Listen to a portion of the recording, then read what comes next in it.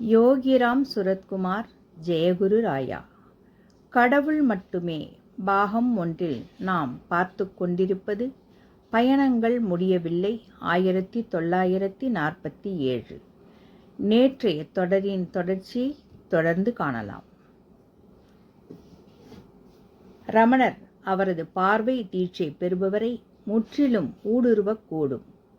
ஒரு ஈரமான மரத்துண்டு இருக்கிறது என்று வைத்துக் கொள்வோம். அதில் தீக்குச்சியை கொளுத்தி போட்டால் அது உடனே அணைந்துவிடும். அதே தீக்குச்சியை கொளுத்தி வைக்கோலில் போட்டால் உடனே பற்றிக்கொள்ளும். அதே போல்தான் இதுவும்.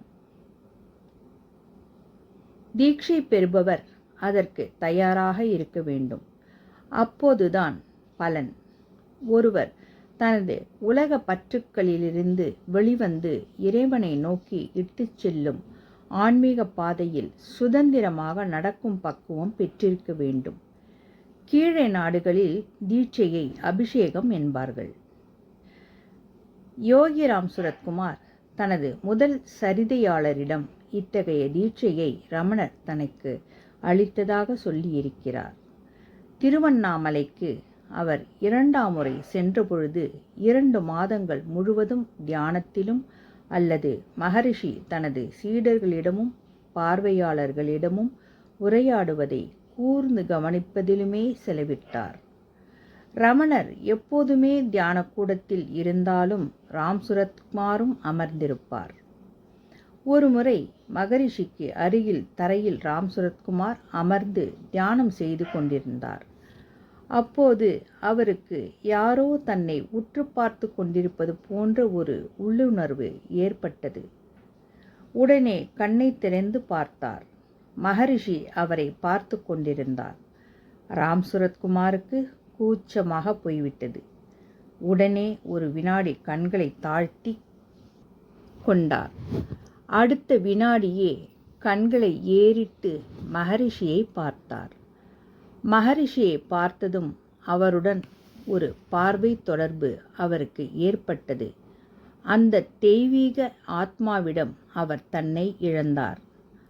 அந்த குறுகிய நேரத்தில் தான் உயிருடன் இருந்ததாக, உடல் ரீதியாக அல்ல, அதனினும் பெரிதாக உன்னதமான நிலையில் இருந்ததாக அவர் உணர்ந்தார். இதற்கு முன்பு தான் வாழ்ந்ததை அவர் உணர்ந்தார். தனது கண்களை ஊடுருவி பார்த்த அந்த மகானுக்கு கடந்த காலத்தின் மற்றும் வரும் காலத்தின் பல வாழ்க்கைகளின் ஆச்சரியங்களும் தெரிந்திருந்தது. அந்த அனுபவம் ராம் சுரத்குமாரிடம் பெரும் தாக்கத்தை ஏற்படுத்தியது.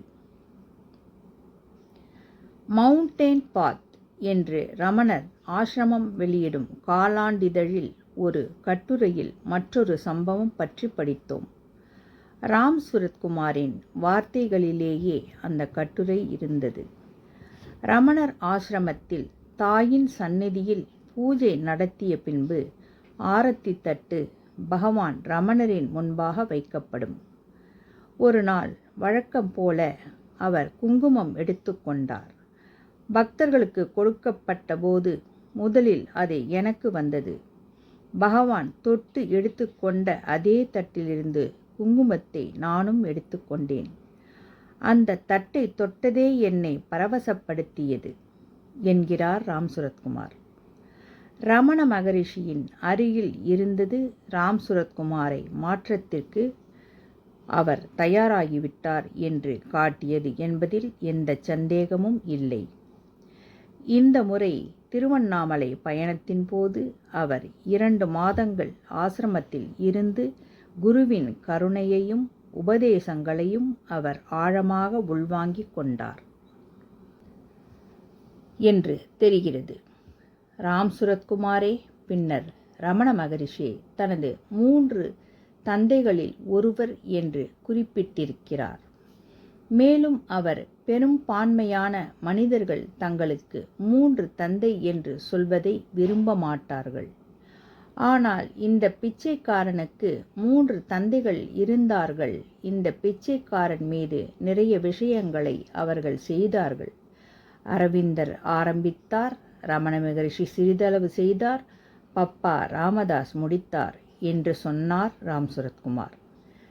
இந்து மதத்தில் எப்படி 3 கடவுளர்களோ, அதாவது படைக்கும் கடவுள் பிரம்மா, காக்கும் கடவுள் விஷ்ணு, அழிக்கும் கடவுள் சிவன், அதற்கு இணையாக ராம் சுரத்குமாரும் மூவர் பிரம்மாவைப் போல ஸ்ரீ அரவிந்தர் ராம் சுரத்குமாருக்கு ஆரம்பித்து வைத்தார்.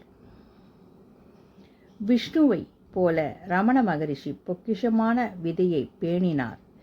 இறுதியாக சுவாமி ராமதாஸ் சிவனைப் போல ராம் சுரத்குமார் என்பவரை அழித்து அவருக்கு மறுபிறப்பை அளித்தார். தந்தையைப் போல மகன் என்று சொல்வது ரமணர் ராம் சுரத்குமாருக்கு நன்கு பொருந்தும். சற்று பின்னோக்கி பார்த்தால் இவர்கள் இருவருக்கும் இடையே ஒற்றுமைகள் நிறைய தெரியும். பார்த்த உடனேயே தெரியும்.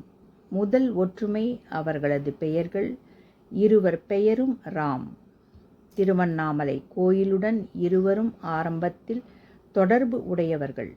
ரமணர் தனது இளமை பருவத்தில் அண்ணாமலையார் கோயிலில் இருந்தார். ராம் சுரத்குமார் கோவில் வளாகத்திலேயே இரவு பகல் என்று எந்நேரத்திலும் இருந்தார். மேலும் பல யுகமாகவே இந்த கோவில்தான் இந்த பிச்சைக்காரனின் வீடு என்று சொன்னார். புனிதமான அருணாச்சல மலை மீது இருவருக்கும் பெரிய நேசம் உண்டு. நான் உன்னை ஆட்கொள்ள வந்தேன், ஆனால் நீ என்னை ஆட்கொண்டு விட்டாய் அருணாச்சலா. இப்போது அமைதி கிடைத்திருக்கிறது அருணாச்சலா என்கிறார் ரமணர். ராம் சுரத்குமார் அருணாச்சலா என்பது பலருக்கு கல்மலை. ஆனால் இந்த பிச்சைக்காரனுக்கு ஒரு மகா நண்பன். எல்லோரும் இந்த அழுக்கு பாவிக்கு இடம் தர மறுத்தபோது இவனுக்கு உதவி செய்து அடைக்கலம் கொடுத்த நண்பன் இவன் என்று குறிப்பிடுகிறார். இவர்கள் இருவருமே அருணாச்சல மலை அடிவாரத்தில் நீண்ட காலம் இருந்தவர்கள். இருவருமே மலை அடிவாரத்தில் ஆசிரமம் அமைத்து கொண்டவர்கள். இருவருமே அனைத்தையும் துறந்தவர்கள். ராம் சுரத்குமார் அழுக்கு உடை அணிந்த பிச்சைக்காரனாக தோற்றமளித்தார். கையில் ஒரு சிரட்டை, அதாவது சாதுக்களின் பாரம்பரிய அடையாளம். உயிர் வாழ தெய்வத்தை சார்ந்திருக்கிறோம் என்று சொல்லும் அடையாளம் அது. ரமணர் கௌபீனம் மட்டுமே அணிந்திருப்பார். கையில் ஒரு தண்ணீர் பானையும் வாக்கிங் ஸ்டிக்கும் வைத்திருப்பார். இதுதான் அவரது உடைமைகள். இதன் தொடர்ச்சியை நாளை தொடர்ந்து காணலாம்.